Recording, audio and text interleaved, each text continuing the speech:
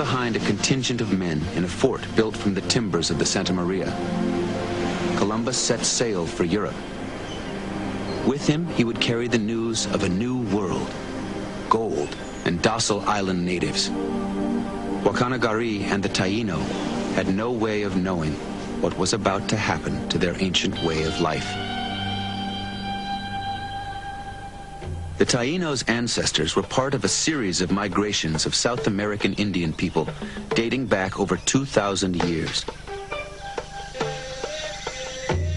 They farmed the land and harvested the wealth of the sea. Taino traders traveled in huge ocean-going canoes capable of carrying up to 150 men. Boats laden with feathers, gold, wood, pottery, beautiful birds, cotton fabric, and food. Island nations were woven together by trade. Trade was the communication system by which nations knew one another and maintained peace. Some trading partners even exchanged their names to create lasting bonds between their communities.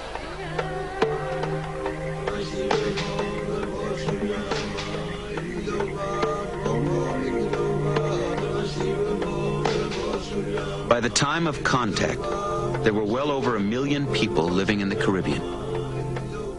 Local community leaders were subject to powerful regional leaders like Wakanagari, who controlled trade with large personal fleets and warehouses of commodities. Into this world, Columbus returned in November 1493 with a military flotilla of 17 ships. Under his command were armor-clad soldiers, mounted cavalry, attack dogs, and guns. The Spanish conquest of the Caribbean began.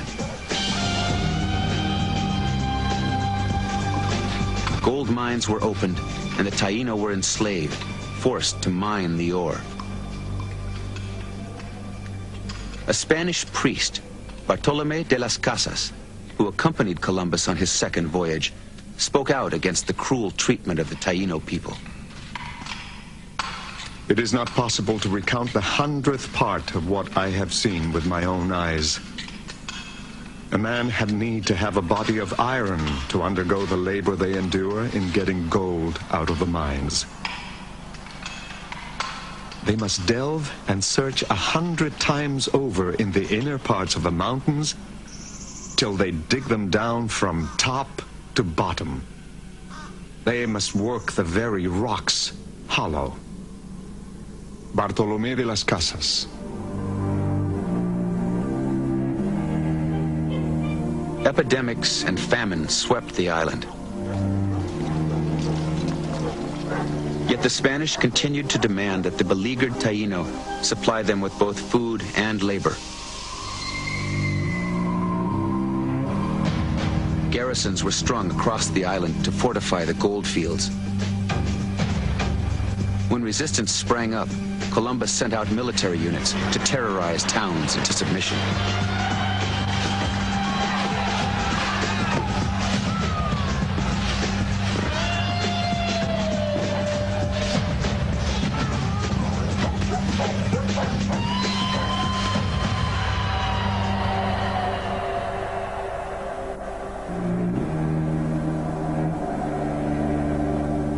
They were so relentlessly persecuted and pursued with their wives and children up into the hills, so tired, hungry, and harassed. And there went with them disease, death, and misery, just as if they had been killed in the wars. They died of hunger and sickness that surrounded them, and the fatigue and oppression that followed. After 1496, no more than a third remained of the multitudes that had been on the island. Taino suffering was so severe that thousands took their own lives rather than submit. Wherefore many went to the woods and there hanged themselves, after having killed the children, saying it was far better to die than to live so miserably. Some threw themselves from the high cliffs down precipices. Others jumped into the sea, and others starved themselves to death. Benzoni, soldier for Spain. Some escaped into the mountains, including Guacanagari, the paramount chief who had befriended Columbus. He soon died, a homeless wanderer.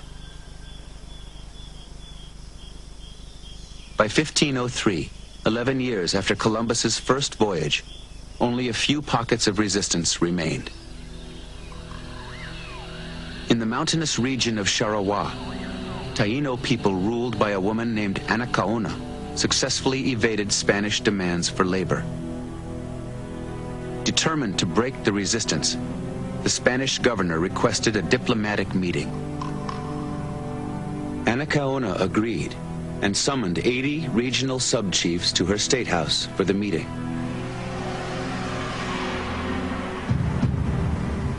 When the 80 leaders were gathered inside, the governor gave a signal and the thatched state house was set on fire.